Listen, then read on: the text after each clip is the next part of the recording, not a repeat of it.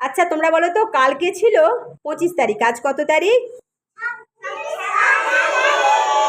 কালকে কত তারিখ হবে? হ্যাঁ, কালকে ছিল রবিবার, আজকে কি বার? কাল কি বার হবে? আচ্ছা তোমরা বলো তো, আজকে কার জন্মদিন? হ্যাঁ, তিনি কত সালে জন্মগ্রহণ করেছিলেন?